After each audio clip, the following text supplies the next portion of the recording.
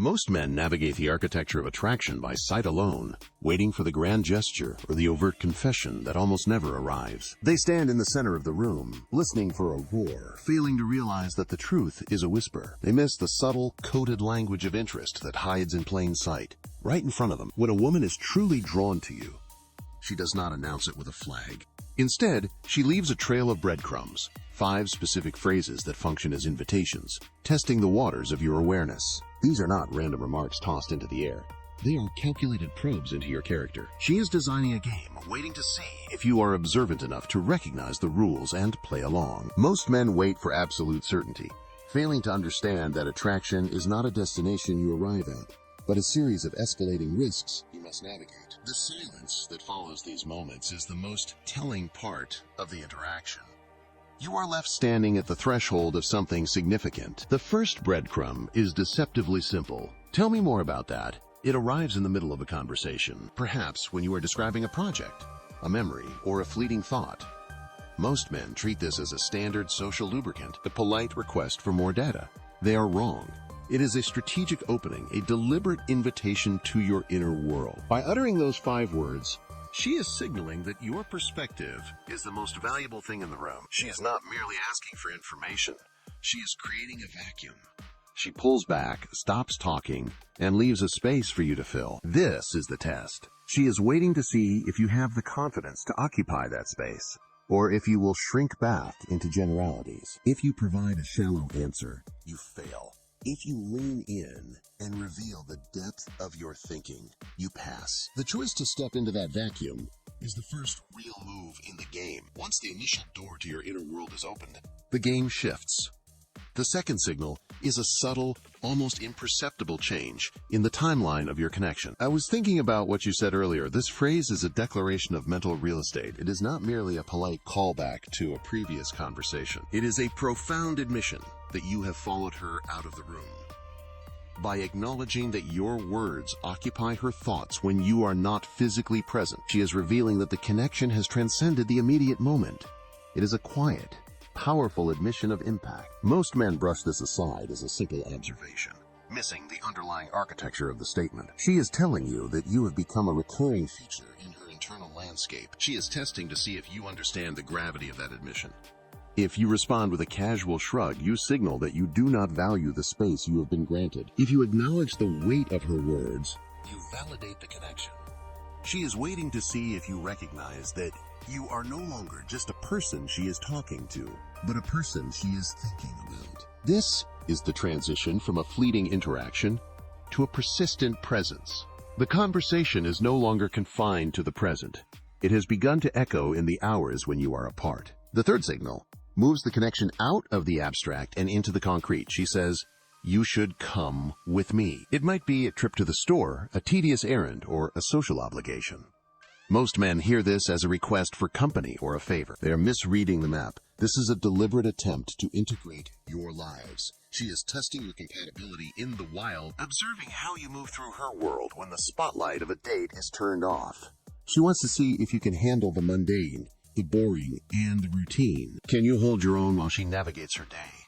Do you adapt to her pace, or do you become a friction point? By inviting you into her space, she is stripping away the performance of attraction to see if the reality of your presence holds up. It is a high-stakes trial. If you treat it as a chore, you fail the test of partnership. If you treat it as an opportunity to observe her in her natural element, you gain a deeper understanding. She is checking if you are a passenger or a participant in her life. The invitation is a threshold. Crossing it means you are a potential fixture in her reality. Once the barrier of shared activity is breached, the game enters a territory of raw, unfiltered vulnerability. The fourth signal is the most disarming. I feel safe when I am around you. Do not mistake this for a casual compliment or a polite remark about your demeanor. It is a profound, calculated admission. She is explicitly telling you that she has lowered her defenses in your presence. She is exposing a soft point in her armor, waiting to see if you recognize the gravity of that trust. Most men hear this and assume it is a static state, a permanent condition of her comfort. They are wrong. It is a test of your protective instinct and your emotional maturity. By stating this, she is inviting you to prove that you are a sanctuary, not a threat. She is watching your reaction with clinical precision. If you respond with arrogance or take the trust for granted, you shatter the fragile bridge she has built. If you acknowledge the weight of her words with silence or a steady, grounded presence, you confirm that you are worthy. This is not about physical safety. It is about the safety of her identity. She is checking if you are capable of holding her confidence without exploiting it. This signal is a turning point. It moves the interaction from a game of interest to a test of character. She is no longer just observing how you move. She is measuring the depth of your integrity. The safety she offered was not an end, but a gateway. Now the interaction enters the most volatile phase of the cycle. You have passed the tests of compatibility and trust, but the game is far from over. The air between you has grown thin, charged with the static of unspoken expectations. Every word you speak is now weighed against the silence that follows. She is no longer just observing. She is waiting for a collision. You can sense the shift in her posture, a subtle tightening of focus that suggests the time for gentle probes has passed. She is positioning you for the final move, forcing you to confront the reality that your intentions are being measured against her own. The casual banter has evaporated, leaving only the raw, exposed nerves of a relationship that refuses to remain undefined. The tension is no longer a suggestion. It is a demand for an answer you are not yet prepared to give. The build-up ends here. There are no more breadcrumbs to follow, no more subtle signals to decode. She stops the movement, turns, and locks her eyes onto yours with a clarity that strips away all ambiguity. The fifth phrase is not a question, it is an ultimatum. What do you think about us? The words hang in the air, heavy and sharp.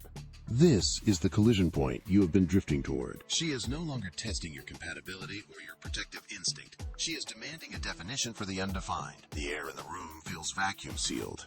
Every excuse you might have prepared, every vague sentiment you might have used to dodge the truth, dies in your throat. She is not asking for a polite response. She is forcing you to lay your intentions bare against her own expectations. If you hesitate, you lose. If you offer a platitude, you fail. The game has reached its absolute peak, and the mask of casual interaction has shattered. The silence stretches, but the perspective shifts. You look back at the trail of breadcrumbs, the curiosity, the mental space, the integration, the vulnerability, and the pattern snaps into focus. This was never a game of manipulation. It was a rigorous, calculated assessment of your awareness. She was not playing with your head. She was measuring your capacity to see the world as she saw it. Every phrase was a probe, a test of whether you were observant enough to recognize the architecture of the connection being built in real time. The shock hits, not from the question itself, but from the realization that you were blind to the structure all along. You were waiting for a roar, a grand declaration, while she was speaking in the precise, quiet language of intent. You failed to see the game because you were too busy looking for a destination rather than tracking the risks she was taking. The realization is jagged and cold. You were not a participant in a shared discovery. You are a subject in a test of your own perception. You stand there, the weight of your missed signals pressing down, understanding that the game was designed to see if you were capable of playing along. You were the architect of your own failure, and the evidence is written in every missed opportunity you now clearly see. The room remains still. The air has lost its charge, leaving only the hollow resonance of what was never said. You stand at the threshold of a door that has already clicked shut. The silence is not merely an absence of sound. It is a physical weight, a tangible record of every signal you failed to catch. You try to reconstruct the moments to find the exact point where you could have reached out. But the past is fixed. It is a locked room. You are left to wonder if the signals were ever truly meant for you, or if you were merely a spectator to a process you were never equipped to join. This is the architect's burden, to look at the structure of your own life and see only the gaps where connection should have been. You are the one who stood by while the invitations expired.